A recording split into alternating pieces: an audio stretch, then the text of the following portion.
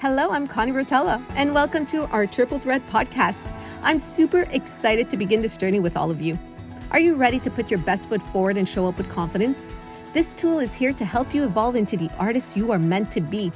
Just always remember to believe, become, and be ready. Add a new skill set or refine what you already know. So here we go. And I am here with the beautiful Tatiana Turner. She is an incredible actress living in Los Angeles, but right now she's in her home in BC because that's what an actor does, right? Travels the whole world to do what they love to do. And when did you decide to make the big move to LA? Well, I went from Montreal to Vancouver, built up a solid resume and a base in Vancouver, and then wanted to expand. I just felt I had grown. I grew in Montreal, then I grew in Vancouver, and decided this was the next space. I kind of, in my gut, always knew Vancouver was not the landing spot. It was like a leap off spot. Yeah. Because the big question is, how do I land in Hollywood? How do I be a working actor in Hollywood? But before answering that question, because I'm pretty sure you just didn't start off like this and say, hey, I want to do this. So what is your background? How did you go from step 1 to step 2 to step 3? Okay, well, I started off in dance, as we know. Then I went to theater school, and I got a base in theater school. And it's like dance.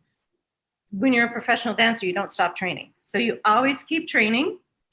You have to train everything, your body, your voice, read plays, read scenes, keep up with current events on the news, because it all ties in. And keep your connections. That's the biggest thing I didn't learn when I started out, because no one taught me this. So there's a whole business side, because it is called film business. It is a business. Make no mistake about it. It's a business. So keep all your connections and you keep them going, but you don't harass people and ask for favors all the time. You say Merry Christmas, Happy Hanukkah, Happy birthday, blah, blah, blah. How are you doing? And you keep those connections and you build your network. Because it is word of mouth, it is a network. People want to work with people they trust and they know. So show up on time, do a good job, be polite, be yourself, but don't be all like, oh, I'm the lead in this now and act like an idiot, because trust me, that will be the last time you will work. So don't make a leap before you know you're ready, and you'll feel it. But you can't just decide you're going to be a working actress in Hollywood and hop on a plane. It's not going to happen. To be brutally honest, it's just not. And that's where a lot of people get dejected and feel down. You have to know what you're doing. Walk in with a resume. Build it up before you get to, because you're going to be like a little fish in a big fishbowl. Wow. Yeah. So build it up and be solid and confident when you go in there and have something to show and present. Mm-hmm. Right before we started recording, you go, if there's one best friend you need, it's Tatiana. Tatiana knows everything about everywhere, and she just knows it all. Even when I was living with you, thank you for making me stay in your place in LA when I was back there in Europe. Yeah, it was so much fun, Tatiana. I remember you getting these scripts, and it's like, for you guys, it's normal to have so many self-tapes to do and 12 pages long, or how many it is, and you're constantly on, compared to here in Montreal. The stress it's just a little bit different, right? So yeah. How can you help someone that is struggling with being overwhelmed, or they cannot do it, or they want it so bad, but they don't have the tools? It's like they just don't have the steps to get wherever they feel like they deserve to be. I would strongly suggest getting a notebook.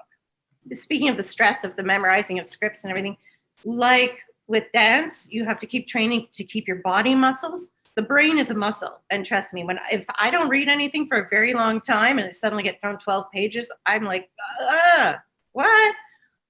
So the more you read and memorize, the brain, now I can do it in minutes. You hand me 10 pages, I've got it. It's done. Because the brain is a muscle. You have to keep it active and keep it working. And as for the overload part, don't look at the big pie. Take it as a pie. Someone puts a pie on the table and you look at the thing and go, oh my God, I have to eat the whole thing? That's crazy. But no, you cut it into pieces and you eat a piece. Then you come back for another piece. So break it all down into steps.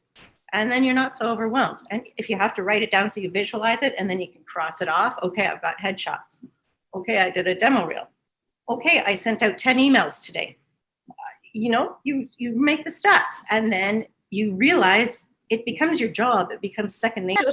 But before sending the 10 emails, because you're already at a stage where you can do that, but if you're not there, what would you tell an actor? Like, I watch you in action, you read, and you're already an actor. You're already in the scene. You see the scene, you're in it. Like, you're literally, we can shoot right now. You get the script and we can shoot Tatiana right now. People starting out, you have to be proactive.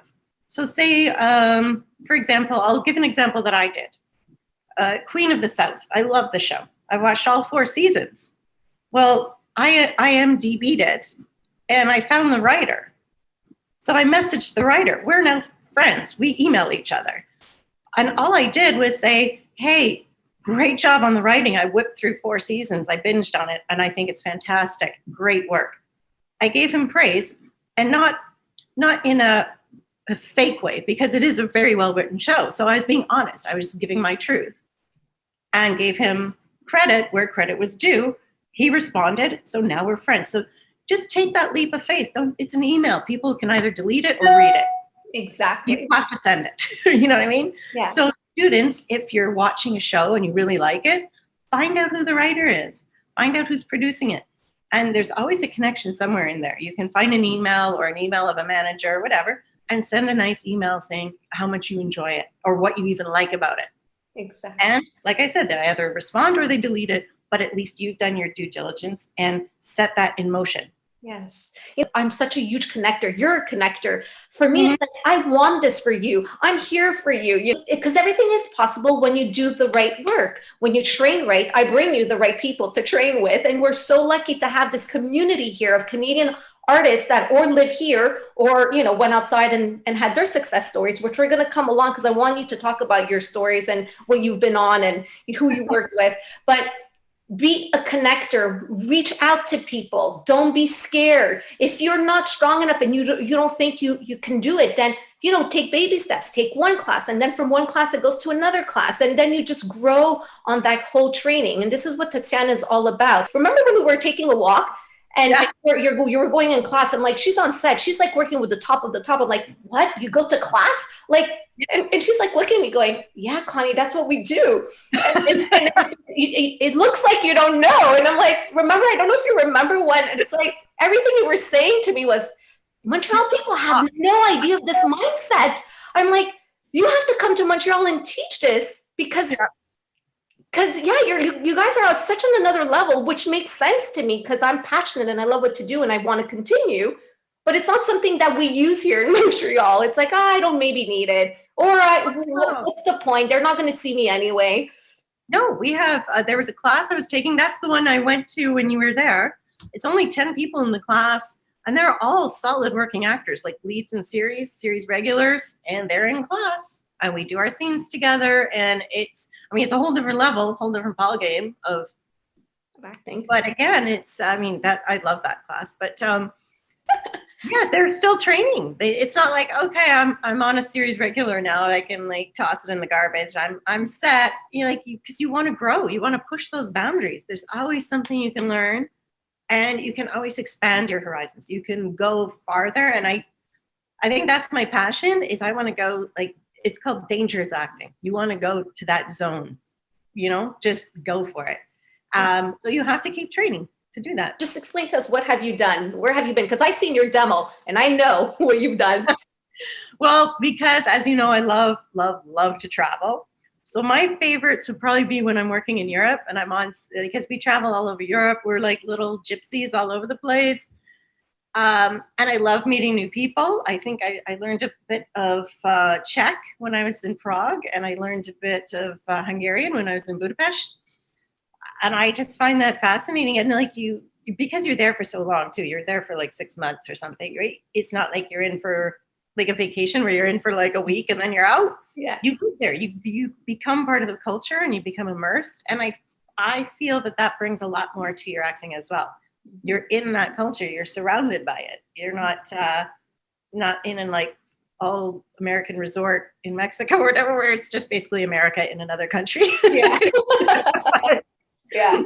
And I think that's the way I work. It brings a lot to the table. Yeah. Definitely. because they were also period pieces. So of course that's why we're shooting in Europe. It's a period piece. So I love history because I also have a poli-sci degree.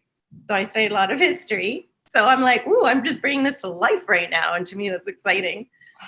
I did a lot of CW, like the superhero shows. I did those here in Vancouver. That's fun. That's fun in a different way because I was in Vancouver for so long. I know all the crew. We're family. So then it's like going to work with your family. It gets really fun. And my parents were very happy. I got to put my Latin to use on Supernatural because I had to take Latin for 2 years. And I was like, I'm never going to use this. But I was the only one who actually understood what I was saying. So it actually came in handy. And I love that point. You never know when you're going to use it. I always say that. Just learn everything now. You don't know when you're going to need it. Just go for it. Oh, totally. I went in to tape for it, to read for it. And they were all sitting there looking at me. They're like, you're the only one who pronounced all the words right and seemed to have that look on your face like you know what you're saying. I go, because I do. I took Latin for 2 years. And you also worked with a lot of Hollywood stars, right? Is there one that you remember that, like it was fun to work with? Oh, Eddie Redmayne and Haley Atwell. They were amazing. I did Pillars of the Earth with them, and I had a few scenes with them. Nicest, most down-to-earth, grounded people ever. Super funny. And here's a funny segue story. My older son, Jake, at the time was super into, this is when Captain America was coming out. Yes. And Haley was in it. So he said, can you text her and ask if I can have one of the shields? Did you do that?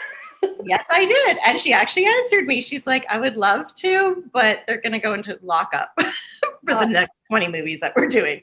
Right. But, I mean, that's how grounded down. Yeah, I messaged her and she answered me and said, yeah, I'd love to. You've worked a lot of big working actors there, and I'm looking at you going, you're from Montreal. Imagine that. And you living the Hollywood dream that everybody, everybody has that dream. Not many of them make it, but you are on set with these big stars. And you yourself, Tatiana, are such a well-known actor. You were saying before that you're allowing yourself to step up the game. How are you doing it now?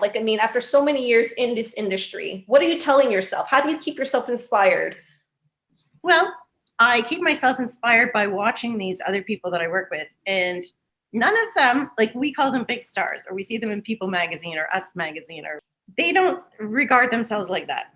They know their status. They're not stupid. They know their level they're at, but they don't walk around going, I'm all that. Look at me. They just, butter their bagel, put their pants on. They're just like us, normal. You see them on the street. They're like, hey, how's it going? Oh, I ran into John Schneider actually at Laurel Tavern one day. And he's like, hey, how's it going? Totally chill, right? Yeah. No one talk to me. No one come near me. That's just ridiculous. Right. So for me personally, because I did always kind of feel a bit lesser than, I didn't quite belong. I wasn't supposed to be there, and I have to be quiet and acquiesce to everybody. And I don't know whether it's through COVID or the holidays, or obviously we're spending a lot of time by ourselves these days. So there's a lot of time to think. And it dawned on me that I have worked very, very hard to get where I am. I have trained. I've still maintained normalcy. I like to think. I don't walk around being all whatever. And I do deserve to be here. I am very talented. And I'm not saying that. I think for me to actually vocalize that I'm talented, in my mind, it made me sound snobby. So I wouldn't say it. But it's a fact. I do have talent. Just judging from my resume and what other people feed back to me when they see my work, it's okay to say and acknowledge that I do belong here. I've worked hard for it, and I have a right to be at the table. Mm-hmm. And it's okay to say it. It doesn't make me a snob. It's acknowledging my abilities. Mm-hmm. Yeah. So it may become more present and strength in the presence. Yeah. It's so beautiful to listen to that. And one day I wish you all get to where Tatiana is. It took years for her to get there. And she is strong actress. She really plays, she gets in the storyline. She breaks everything. She's just strong. She's got all the tools though. And I congratulate you because you move around a lot. and you make it all happen. That's one thing I know about you. I go, your strength is that you make anything happen. You put it in your mind and you make it happen. And that's hard for many people because they get discouraged really quickly. But you, it doesn't matter how big it is. I'm going to get there. Even if I have to drive there, walk there, whatever I have to do, I will get to my wherever I need to be. Totally. I look at it as a challenge, actually. Like the more roadblocks that come in, I'm like, okay, well, how are we going to get around that one? It's not like, oh God, there's a roadblock, I'm leaving. I'm like, no, I can go over it, under it, around it, through it, whatever. But I'm getting over there. How can you explain everything? I feel the more knowledge you have, like you have to know where your key light is. You have to know what a fill light is, and know the camera lens sizes, because that judges how big or small you're going to. If you're on an extreme close up, you're talking here. So you have to be so still and let it come through your eyes. Whereas if you're on like 100 mil, you're like way back there somewhere. So you have more room to move. So you have to know these things, because when you book a job and you're on set, the director doesn't have time, or the DP does not have, that's not their job. Their job is to get the story out, to get it lit. Your job is to know all that stuff walking in. So pick up a book on technology of film. Learn your lens sizes. Don't go running off to your trailer. When you're not shooting, hang out by video. Well, now you can't because of COVID, but you used to be able to. But even hang on set if you're allowed to still, and listen. There's a wealth of information coming from there. It's like free film school, basically. Wow, free film school, guys. Yeah. So know your lighting. Know what a pepper is. Know what an 18K is. Know, like a 4-banger. It's the 4 fluorescent tubes. Like you just know all the stuff. You don't know all the stuff until you learn it, but pick it up. And everyone's so grateful. They're like, oh, thank God it's not like we don't have to walk through the 27 steps. Like they know what they're doing. And that's a sign of professionalism. It is a job. Like going back to our People magazine and Us magazine, people make it look all glamorous, but it is a job. You are going to work. So when you're there, do the work, and not just the lines. Be mindful of other people. It's a community making a project. It's not just all about you. It's a community. And learn what you can, because it helps everybody. It so helps everybody. Listen also, because they'll always call swinging a lens, put the 35 on. Well, then when you hear that, you should know what frame is going on. Shooting in LA, and this is what's happening. If you're on set and they're saying that, they're not going to stop and tell you, because they already know you should know all this, right? You should know. Yeah. And it's just listening. They say it rather loudly because they have to tell the second assistant to go get the lens. So you can hear it. You're right there. My dream, my goal was to be in LA, working as an actress in LA. And then when you guys came to visit, I was sitting on my balcony and I looked out at the Universal Studios lot, which is right across the street. And I was like, holy crap, I'm actually here in LA working as an actress. Whatever I thought in my early 20s, suddenly I'm in it. It was like a light bulb went off. I was like, oh my God, I'm actually here. Like, pinch yourself. I'm like, I'm here. Mm-hmm. And what I really like is getting up every morning and doing the business. I have a list. I check my emails. I respond. I reach out to people. I take meetings. And I find that business side of it actually just as exhilarating as booking a role and being on set, because I know that's the lead up to getting on set and booking the role. I can't sit on my couch every day and go, oh, it's nice and sunny here, and I'm just going to wait for my phone to ring. You got to go get it. And I love that atmosphere of the drive and the work. And it's fun. You got to love what you do. And I love connecting with people. So it's not a chore to email people or like go for lunch or whatever, because yes, it's going for lunch, but you're still connecting with that person. Mm-hmm. And then you see their name on a list somewhere and you're like, oh my God, I love that show. I think there might be something. And can you keep your eyes open? And they're like, sure. I've never once had anybody say no. That's the key. Well, also because you're really, really good. And you're such a beautiful person. You want to share, you want to connect. And I am so grateful to have met you, because seriously, when I was standing on your balcony looking at the Universal Studios, and I'm like this going, this girl is like, she's living it. Like I was feeling the energy in your apartment, the energy of seeing you connect and do your work every morning. Like it's every day you were working every day. And so inspiring because people are waiting for the job. People are waiting for someone to come and get them to come and do a class. People are waiting for that. Yeah. doing it. So that was my mistake when I was young. I was waiting. And I was like, no. Waiting days are over. This is ridiculous. Because I couldn't figure out how people were getting the jobs and how people were getting the work. I'm like, well, I've taken my classes. I have an agent. I've got my headshots and I'm waiting. Well, that was the problem. I was waiting. That's no. Learn all the departments and what they actually do. Because when you watch the credits go by and there's like a million producers, they all do different things. They actually have a designated job. So you have to know, like, when you're doing your networking, connect with the right person. Because, like, if you're connecting with somebody else, they'd be like, why is this person emailing? Like, they're a very nice person, but I have nothing to do with that area. So they'd be like, yeah, okay. So you don't want to look foolish. So do your research before. Learn all the departments, what they do, what their responsibilities are, and pick up a book on the technical side of things. There's one, the grammar of film, I think it's called. Okay. Wealth of knowledge in that thing. It's a blue book about this thick. It's on Amazon. So when you hear stuff being thrown out, like, oh, we've crossed the line, we've jumped the axis, you're not standing there going, huh? Well, what are they even talking about? You know what it is, right? Yeah. And watch movies, watch TV shows, and see what you can pick up and pick out. And for the love of God, because I also did script supervising, know which hand you're picking up the cup with every time. Like, don't have somebody come run and tell you. Like, that's just like, please, come on. It's the simplest of tasks. Really? Thank you. Thank you. I didn't even know that. I didn't even think of that. Like, people would do the opposite thing. Yeah. And if they're shooting and they like that take, they're going to cut it in there. But then people watching, I pick it up all the time now. And I get taken right out of, it could be the best movie or the best show. If I see a flaw like that, I'm like totally out of the script. I'm just watching the actor now going, what else are they going to do? Because your eye catches it. Wow. That's muscle memory. You're picking the pen up in your left hand. Next take, you pick it up in your left hand. You don't no. That's what I would do as a choreographer if I'm watching dancers on stage. Oh, that person didn't stretch her legs. That person didn't point their toes. Yeah. That person doesn't have any technical background, and I don't know what she's doing on stage. They're not supported. They've got the chicken wing arms.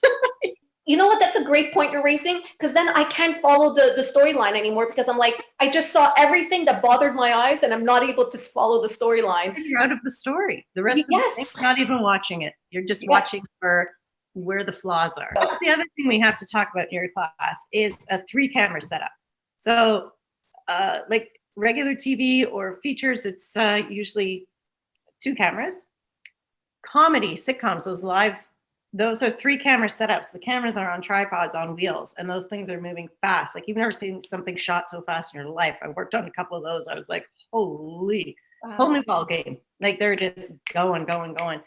So you have to know where the 3 cameras are, because you're playing to 3 cameras at the same time, and they're all doing different shots and different lens sizes. Like, it's a lot harder than it looks. Trust me. Wow. So, that too. Yeah. Okay, well, there's a lot to learn. More to come in the Academy. Just join us. Tatiana, thank you so much. I feel like there's so much tools that I don't know of, and I'm going to have to research and do the work, because I love doing the work. I'm going to get there, and I'm happy you're with us. I am so honored. Thank you so much. Thank you. See you in the Academy, everyone. All right. Bye, everybody. Bye.